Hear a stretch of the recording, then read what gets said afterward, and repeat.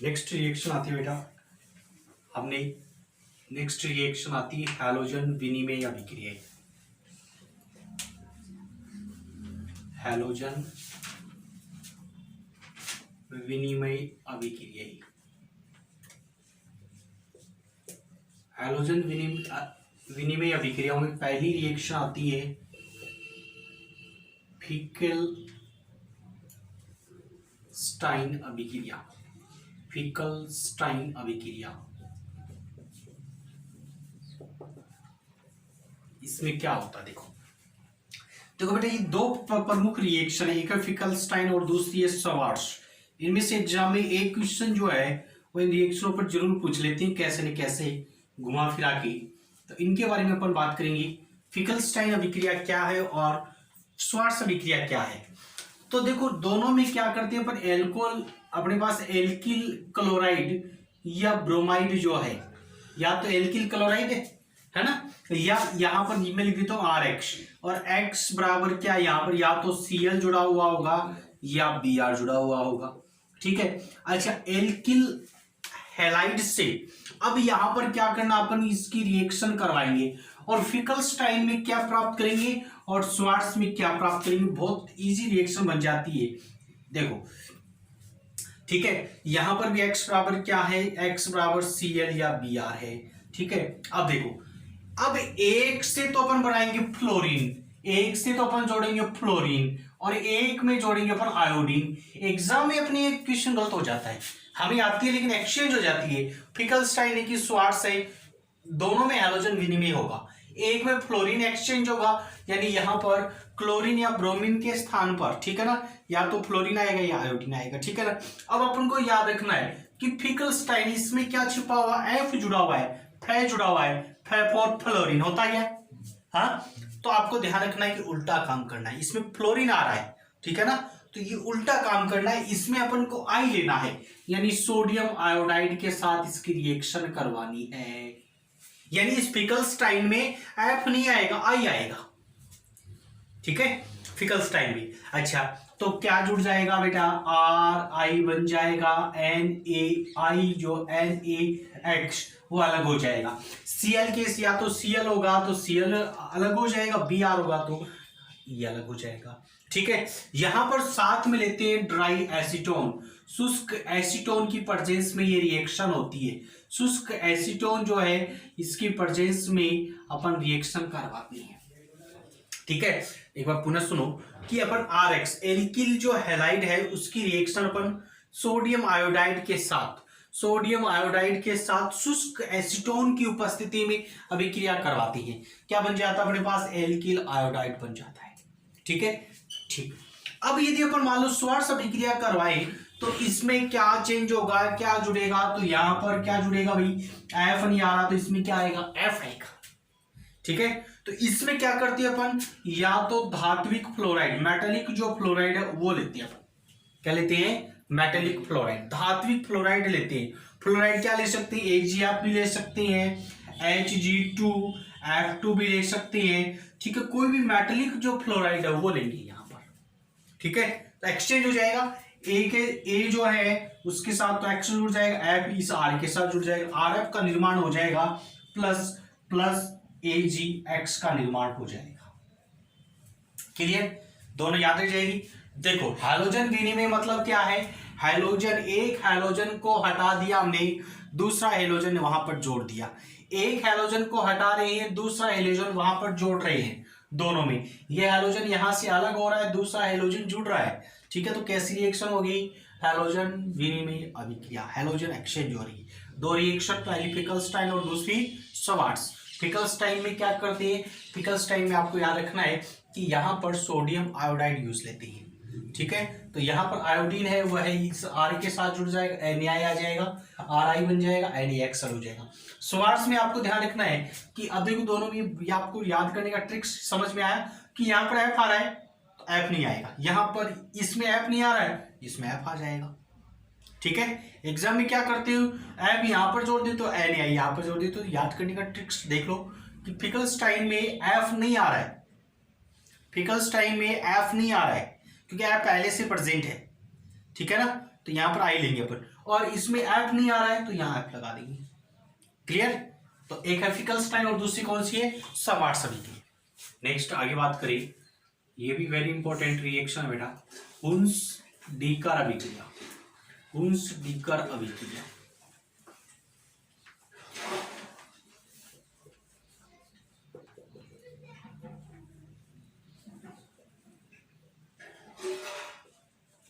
हुन्स-डीकर अभिक्रिया, देखो इसमें क्या होता है कि हमारे पास मोनोकार्बोक्सिलिक एसिड का सिल्वर लवर, सिल्वर, और इसके साथ क्या जुड़ा हुआ है बेटा? Carboxylic acid.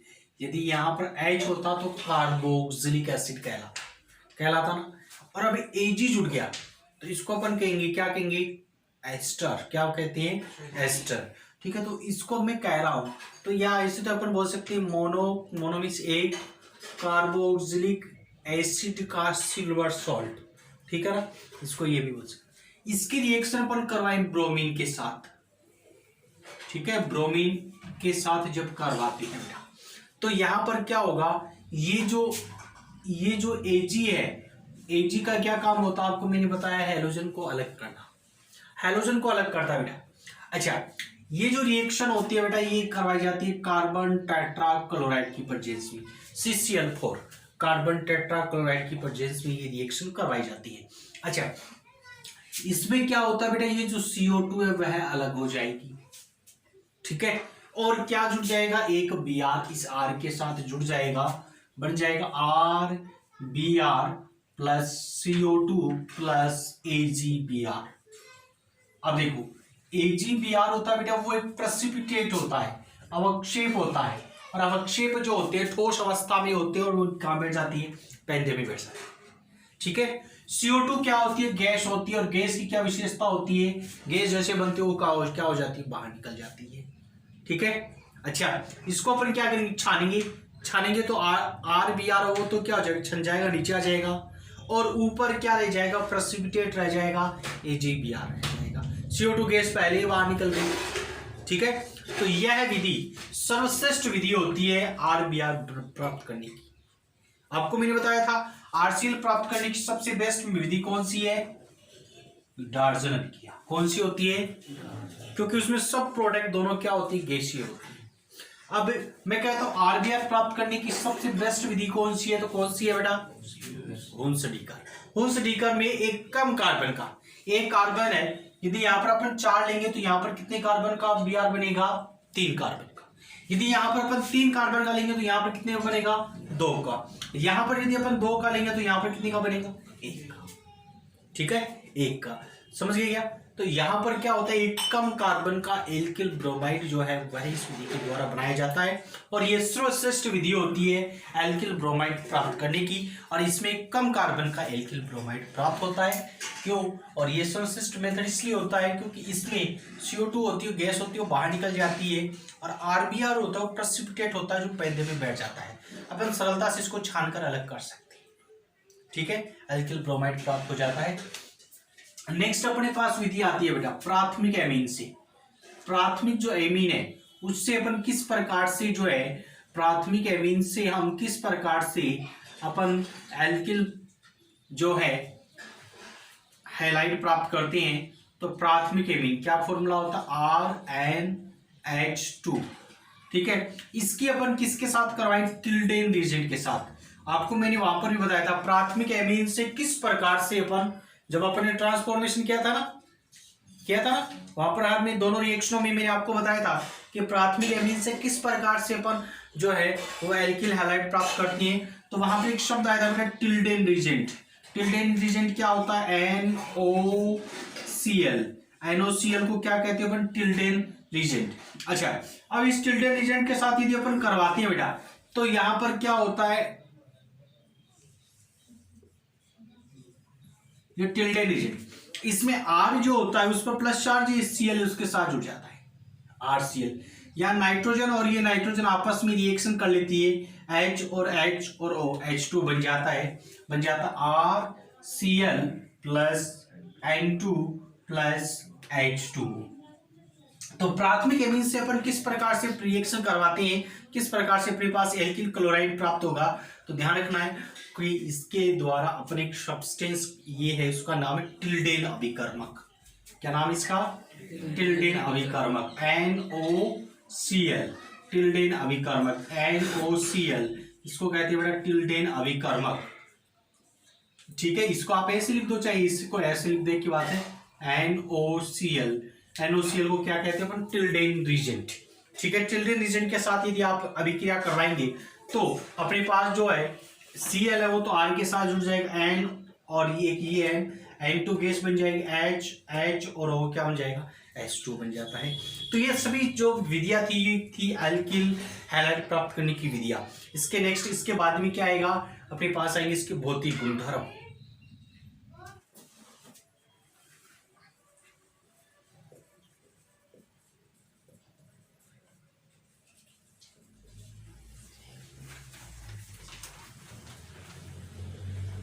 भौतिक गुणधर्म, भौतिक गुणधर्म, भौतिक गुणधर्म में देखो पहली बात तो ये होती है कि इसमें यदि अपन प्राथमिक सदस्य देखें, प्राइमरी कुछ सदस्य, जैसे अपन बात करें CH3F, C2H5F, इसी प्रकार से प्रारंभिक सदस्य CH3Cl, C2H5Cl, इसी प्रकार से अपन बात करें CH3Br। ये जो स्टार्टिंग के जो सदस्य होते हैं बेटा, ये कैसे होते हैं? गैसीय होते हैं। कैसे होते हैं? गैस होती है बेटा ये। इसके आगे वाले सदस्य क्या रहेंगे? लिक्विड। और उसके आगे वाले कार्बन लगभग 14, 14 के आगे वाले जो सदस्य होंगे वो क्या होंगे? ठोस होंगे। तो स्टार्टिंग सदस्य तो क्या होती है? गैस। उसके बाद में अपन बाद बीच वाले देखेंगे तो क्या होंगे? लिक्विड। और 14 से आगे वाले क्या होंगे? ठोस होंगे। ठीक है, चलो नेक्स्ट यदि अपन बात करें पानी में घुलनशील होते नहीं होती, तो पानी में अविलय होते। कैसे होते हैं बेटा? ये पानी में अविलय, पानी में नहीं घुलते हैं, पानी में अविलय होती है।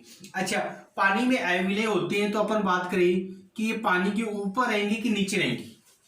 पानी में नहीं घुलते हैं, तो बात आती है कि अपने पास कि ये पानी के ऊपर रहेंगे कि नीचे रहेंगे। तो ध्यान रखना है कि जो हल्के होते हैं, हल्के कौन होंगे भैया? फ्लोरीन और क्लोरीन। भारी कौन होते हैं? ब्रोमीन और आयोडीन। ठीक है, तो जो हल्का होता है कौन होता है? फ्लोरीन और क्लोरीन, क्योंकि इनका मास कम होता है। तो फ्लोरीन और क्लोरीन जल से हल्के होते हैं, इस कारण क्या होते हैं? जल के ऊपर रहते हैं। समझ गए?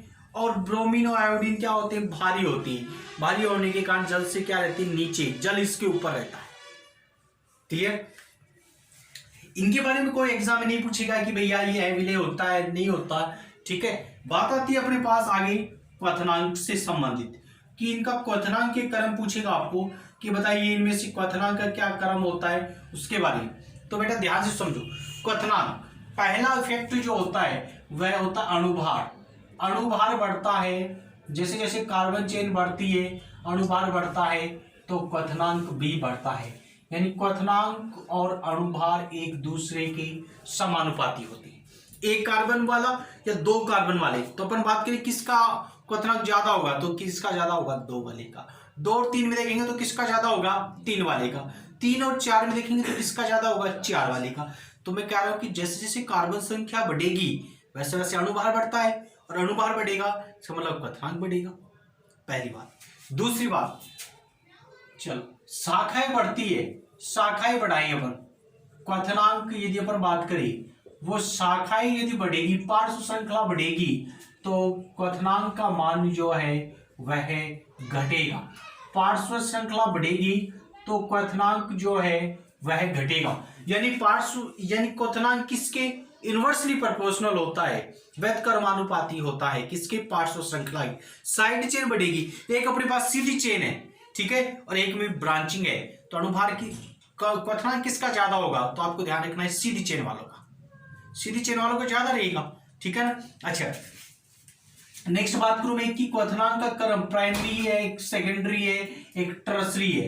तो इनमें आपको याद रखना है कि प्राइमरी का सबसे ज्यादा रहेगा, प्राइमरी का सबसे ज्यादा रहेगा, सेकेंडरी का उससे कम रहेगा, टर्सरी का सबसे कम रहेगा। बात आ गई, सारी बात क्लियर। अब बात करते हैं अपन, बात पर आती है ये 3 पॉइंट आपको ध्यान रखना है। मैंने लिखा है CH3Cl, एक लिखा मैंने C2H5Cl, एक मैंने लिखा C3H7Cl। तो मेरे को ये बताओ किसका क्वथनांक जो है वो सबसे ज्यादा रहेगा? तो ये सबसे ज्यादा इसका रहेगा, सबसे कम इसका रहेगा। क्यों रहेगा? क्योंकि अणुभार बढ़ रहा है, कार्बन संख्या बढ़ रही है। यहाँ एक था, फिर 2 हो गया, फिर 3 हो गया, फिर 4 हो जाएंगी। ठीक है। अच्छा, नेक्स्ट अपन एग्जांपल देखिए। जैसे मैं कहता हूं कि एक अपने पास CH3 CH2 CH2 Cl, दूसरा कंपाउंड अपने पास CH3 CH2 CHCl CH3। Next अपने पास कंपाउंड है CH3 CH2 CH2 CH2Cl। इन तीनों में यदि अपन बात करें तो सबसे ज्यादा किसका होगा? हाँ, पहले वाले का कैसे होगा? इसका होगा सबसे ज्यादा। भाई ये तो कितने कार्बन के? 3 के। और ये कितने कार्बन का है? 4 का। ठीक है। अच्छा, इन दोनों में यदि अपन बात करें तो किसका ज्यादा होगा? पहले वाला या दूसरे वाला? पहले वाले का। क्यों? क्योंकि इसका क्या है, इसमें सीधी चेन है, इसमें साइड चेन होगी। क्लियर?